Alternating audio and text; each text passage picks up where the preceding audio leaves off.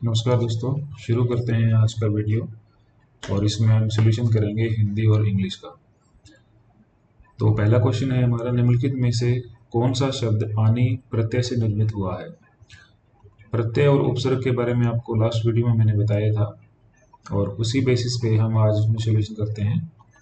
प्रत्यय और उपसर्ग में क्या अंतर है? प्रत्यय जो है वो बाद में लग के अर्थ को बदलता है और उपसर्ग जो होता है वो पहले लगता है और अर्थ को बदलता है। तो इन शब्दों के अंदर जो हमारा सही उत्तर होगा वो होगा शिवानी, शिव, ठीक है, प्लस आनी, ये लग के इसमें चेंज हुआ है। तो पहला आंसर हमारा क्या होगा? शिवानी। अगला क्वेश्चन है, विराम चिन्ह की दृष्टि से निम्नलिखित वाक्यों में अशुद्ध वाक्य को आपने छांटना है। अशुद्ध वाक्य को आपने इसमें छांटना है। तो इसमें पहला ही ऑप्शन हमारा क्या है? अशुद्ध है। उसने बताया कि वे सुबह सुबह घर छोड़ देंगे। तो इसमें जो की के बाद में जो इसमें अल्प विराम लगा है ये नहीं होना चाहिए था यहाँ पे, इसलिए ये वाक्य क्या है? अशुद्ध है। अगला क्वेश्चन है, केंदो ऋतुराज काज अवनी उषास लेत, केंदो यह ग्रीष्म की भीषण लुआर है। इसमें अलंकार कौन सा है? किस अलंकार का उदाहरण है? तो इसमें क्या है? भ्रांतिमान उदाहरण है। यानी कवि इसमें ये जो है वो क्लियर नहीं कर पा रहा है कि वो कौन सी ऋतु का और किस लेवल में बात कर रहा है। तो इसलिए इसमें क्या है? भ्रांतिमान जो है वो अलंकार है। दिए गए किस शब्द में उपसर्ग का प्रयोग हुआ है? तो उपसर्ग जो है वो क्या करता है? आगे शब्द के लगकर उसका अर्थ बदलता है। तो ये जो पहला है, दार, जार या चार, इनमें तो शब्द ही एक है। सदाचार में शब्द दो हैं, जिसमें सदा और चार ये दोनों को मिला के बना है। तो इसलिए क्या आंसर होगा हमारा? नंबर 4। अगला क्वेश्चन है, आग के लिए उपयुक्त पर्यायवाची शब्द नहीं है। जितने भी ये इसके ऑप्शन दिए गए हैं इनमें आग का पर्यायवाची नहीं है, उसको आपने देखना है। तो अग्नि आग का पर्यायवाची होता है, पावक होता है, अनल होता है। अनिल नहीं होता। अनिल जो है वो हवा का पर्यायवाची होता है, इसलिए इसका आंसर क्या होगा? अनिल होगा। उदयाचल शब्द में के लिए सर्वाधिक उपयुक्त वाक्यांश कौन सा है? उदयाचल क्या होता है? यानी कि सूर्य के छिपने की प्रक्रिया के बारे में ये बता रहा है। तो इसके अंदर हमारा जो फर्स्ट ऑप्शन है, सूर्य जिस पर्वत के पीछे से निकलता है उसे क्या कहते हैं? उदयाचल कहते हैं। पुरुषोत्तम समस्त पद का विग्रह होगा पुरुषों में उत्तम। उपयुक्त समास में तत्पुरुष समास का कौन सा प्रकार है? ठीक है, तो इसमें विग्रह को ध्यान से आप पढ़ के देखो। पुरुषों में उत्तम, तो पहले के ऊपर ही दबाव दिया गया है, पहले शब्द के ऊपर ही, तो इसलिए इसमें कौन सा होगा? अधिकरण तत्पुरुष समास होगा। ये आपने ध्यान रखना है। वर्तनी की दृष्टि से अशुद्ध कौन सा है? वर्तनी की दृष्टि से अशुद्ध है बेटा देहिक। देहिक में दे के ऊपर दो मात्रा आती है, देहिक तब बनता है। तो ये क्या होगा? यहाँ पे अशुद्ध होगा। अगला क्वेश्चन हमारा है, निम्नलिखित शब्दों में से कौन सा शब्द क्रिया का प्रेरणार्थक रूप दर्शाता है? हकलाना, हकलाहट, बिठाना, बिठलाना। ठीक है, ये जो है पहला, दूसरा और तीसरा, ये खुद से की गई क्रिया है। बिठलाना प्रेरणा मिली हुई है और बिठा रहे हैं एक तरीके से, ये दूसरी क्रिया है। बिठलाना प्रेरणार्थक क्रिया है, इसलिए इसका आंसर क्या होगा हमारा? बिठलाना होगा। निम्नलिखित में से किस लोकोक्ति का भावार्थ सुसंगत नहीं है? मतलब जो लोकोक्ति लिखी है उसमें आगे जो लिखा है, जैसे इसका जो मीनिंग है ये बता दिया। जैसे पहला है काला अक्षर भैंस बराबर, तो वो क्या होगा? अज्ञानी होगा, निरक्षर होगा, ये सही है। फिर है बहती गंगा में हाथ धोना, असंभव कार्य को संभव करना, ये इसका मतलब नहीं हो सकता। बहती गंगा में हाथ धोने का मतलब होता है मुक्का प्रस्त होना, यानी मुक्के के अपना काम निकाल लेना। तो इसमें जो गलत है वो हमारा क्या है? ऑप्शन 2 है। तो इसलिए इसका उत्तर क्या होगा? ऑप्शन 2 होगा। संयुक्त वाक्य के समानाधिकरण उपवाक्यों में से किस प्रकार का संबंध नहीं है, नहीं पाया जाता? तो ये जो विभाजक है, संयोजक है, परिणाम बोधक है, ये उसमें पाए जाते हैं। इसमें विधेयवाचक नहीं पाया जाता। तो इसका ऑप्शन हमारा क्या होगा? फर्स्ट होगा।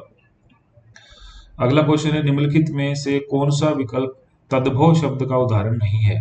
तत्सम और तद्भव दो तरह के शब्द, और एक क्वेश्चन आपको हमेशा पेपर में मिलेगा। तत्सम वो होते हैं जो संस्कृत से ज्यों के त्यों यूज होते हैं। तद्भव वो होते हैं जो संस्कृत से हिंदी में बदलकर यूज होते हैं। जैसे बरस है, ठीक है, ये वर्ष का हो गया। बरखा वर्षा का हो गया। भंवरा जो है वो ब्राह्मण का हो गया। तो भक्त जो है ये एज इट इज पड़ा है, ये चेंज नहीं हुआ। तो इसके आंसर क्या होगा? ऑप्शन नंबर 2 भक्त होगा। अगला क्वेश्चन है, मैं आपका फिर खालिस्तान वाक्य में रिक्त स्थान पर कृतघ्न का सर्वाधिक विलोम शब्द आपने ढूंढना है। तो कृतघ्न का सर्वाधिक विलोम शब्द जो है हमारा क्या होगा, कृतज्ञ होगा। तो इसमें ऑप्शन हमारा क्या होगा, सेकंड। दिए गए वाक्यों में किस विकल्प में कारक चिन्ह का सर्वाधिक उपयोग किया गया है? कारक चिन्ह का सर्वाधिक उपयोग किया गया है, तो कारक चिन्ह का सर्वाधिक उपयोग किया जाने वाला वाक्य हमारा कौन सा है, नंबर 4। बाढ़ के जल से पूरा घर डूब गया। अगला क्वेश्चन है, निम्नलिखित में से कौन सा संधि का प्रकार नहीं हो सकता? अयादी संधि होती है, हमने पढ़ा है। दीर्घ संधि भी होती है, यण संधि भी होती है, समृद्धि संधि कोई नहीं होती है, तो ये इसका प्रकार संधि का नहीं हो सकता है। तो ये थे हमारे हिंदी के क्वेश्चन। अब हम करते हैं इसमें इंग्लिश के जो क्वेश्चन है। Rearrange the following parts of sentence labelled as P Q R S to make the meaningful sentence. तो पी क्यू आर एस के ये वाक्य देख दिए हमें, सेंटेंसेस दिए हैं। अब आपने इनको अरेंज करना है और अरेंज करके एक मीनिंगफुल सेंटेंस को है प्रिपेयर करना है। तो इसका जो हमारा सही उत्तर होगा, सही आंसर जो होगा वो होगा आर पी एस क्यू। अब आर पी एस क्यू को आप बना के देख सकते हैं।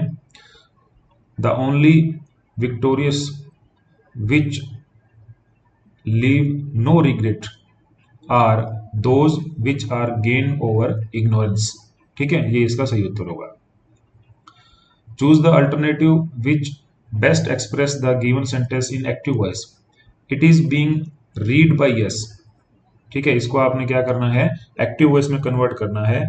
तो इसका जो सही आंसर होगा वो होगा we are reading it. Option number 3, we are reading it. Read the sentence and find out where is the grammatical mistake. The scientist was seemed to be excited over the result of his experiment। ठीक है, तो इसमें क्या होगा, was seemed to be, ये इकट्ठा नहीं हो सकता। ठीक है, यहाँ पे was का रिक्वायरमेंट नहीं है, ये इसके अंदर क्या है, गलत दिया गया है। इसमें क्या आएगा, सिर्फ क्या आएगा, seemed आएगा। Only the scientist seemed to be excited, was नहीं आएगा। तो इसका ऑप्शन हमारा क्या होगा, जिसमें ए दिया है, तो ए दिया है नंबर 2 के अंदर, तो इसका आंसर होगा ये वाला। चलिए नेक्स्ट क्वेश्चन, हमारा पैराग्राफ दिया गया है और इस पैराग्राफ के अंदर आपको 3 क्वेश्चन के आंसर करने हैं, 49, 50 और 51। तो पेपर में हमेशा क्या करना है, पैराग्राफ जब भी आता है, और ये आएगा ही आपके एग्जाम के अंदर, तो आप पहले पैराग्राफ को स्टडी कर लें। एक बार में आपको नहीं क्लियर होता तो उसको सेकंड टाइम स्टडी करें, फिर आपने आंसर करने हैं। तो ये पैराग्राफ आप पूरी तरह से स्टडी करेंगे, फिर ऑप्शंस के अंदर आएंगे। पहला क्वेश्चन दिया है, find out a word from the above passage which is antonym to legal. यानी लीगल का उल्टा क्या है, तो लीगल का उल्टा बड़ा सिंपल है, इलीगल होता है। और पैराग्राफ में भी इसका यूज यहाँ पे किया हुआ है, तो ये आपको याद रखना है। The skin and bones of tiger are also used. Skin and bones tiger की कहाँ यूज की जाती हैं, तो ये इनमें से आपको छांटना है और पैराग्राफ में भी ये होना चाहिए। तो इसका ऑप्शन नंबर 4 आंसर है, in traditional medicine. In traditional medicine आपको यहाँ पे दिया हुआ है, तो ये आपको पैराग्राफ पढ़ोगे तो स्टडी हो जाएगा। चलिए नेक्स्ट क्वेश्चन है, the major threat to tiger population is what? Is poaching for trade. तो ये भी आपको इसके अंदर गिवन है, जैसे ही आप पैराग्राफ को स्टडी करेंगे इसमें आपको ये चीज पता लग जाएगी। इसके ये देखिए, the major threat to the tiger population are numerous such as poaching for trade. तो ये इसका क्या होगा, सही आंसर होगा। तो इस तरीके से आपने पैराग्राफ को कंप्लीट स्टडी करना है, फिर इसको आंसर करना है, और ये 2-3 क्वेश्चन आपके पक्का मिलेंगे एग्जाम के अंदर। Which of the following phrase given below should replace the phrase underline in the following sentence to make grammatical correction? She showed courage in advocating policies which were not common acceptability then. तो ये common acceptability then का आपको यहाँ पे correct answer इनमें से छांटना है, इन 4 ऑप्शन में से। तो इसका जो हमारा सही आंसर होगा वो क्या होगा, commonly accepted then. Option number 3, ये इसका क्या होगा, सही आंसर होगा। Choose the most appropriate preposition. Visitors in the garden are prohibited walking on grass. तो इसमें यानी कि विजिटर्स को ग्रास पे चलने से रोका गया है, तो इसका ऑप्शन क्या होगा, 3, from. Which one of the correct indirect narration of the following sentences? He said 2 and 3 is 5। तो इसमें बड़ा सिंपल है, आपको इसमें क्या करना है, that लगाना है, बाकी ये हमारा क्या होगा, कंप्लीट हो जाएगा। तो 54 नंबर क्वेश्चन का हमारा ऑप्शन क्या होगा, 4th। He said that 2 and 3 is 5। Fill in the blank with the most appropriate option given below। He was advised blank the seminar without preparation। He was advise not to attend. ठीक है, ही पढ़ के देख सकते हैं आप, पढ़ के देखोगे तो ऑटोमेटिक आपको ये क्लियर हो जाएगा। He was advise not to attend the seminar without preparation. चलिए नेक्स्ट है question number 56। Choose the alternative which best expresses the meaning of the underline he had a hair breadth escape from accident. यानी वो accident से सिर्फ बाल बाल बचा, बहुत ही नैरो उसका एस्केप था वहां पे, तो इसका मतलब इसका ऑप्शन नंबर 4 जो है वो आंसर होगा। Life history of a man written by himself is known as autobiography. Select the word that is most similar in the meaning of the prosaic। प्रोसेक का जो है मोस्ट सिमिलर मीनिंग क्या है, तो उसका most similar meaning option number 3 है आपका। ठीक है, uninspiring. Find out the correct spell word. ठीक है, इसमें आपको देखना है, तो इसका जो आपका करेक्ट स्पेल ऑप्शन है दैट इज नंबर 1, THESAURUS। ठीक है, ये आपका क्या है, फर्स्ट ऑप्शन है। Find out the correctly spell word. Correctly spell word के अंदर भी आपका, ठीक है, जो फर्स्ट ऑप्शन है प्रिटेंड, इसमें डबल टी आ गया, ये इसमें नहीं हो सकता। उसके बाद में प्रिटेंसनेस में ये आपका यहाँ पे क्या है, TANT आ गया, ये इसका ऑप्शन आंसर नहीं हो सकता। उसके बाद में प्रिटेंट, यहाँ पर भी TANT आ गया, ये इसका आंसर नहीं हो सकता। उसके बाद में प्रिटेंशन, अच्छा ये ठीक है, PRE, इसमें डबल टी था इसलिए मिस्टेक था, यहाँ पे सिंगल टी है और ENT आ गया, तो ये इसका क्या होगा, सही आंसर होगा। तो इस तरीके से आप क्या कर सकते हैं, ऑप्शन को छांट सकते हैं। ठीक है, बने रहिए, नेक्स्ट वीडियो में मिलते हैं और क्वेश्चन की प्रैक्टिस करें। Thank you.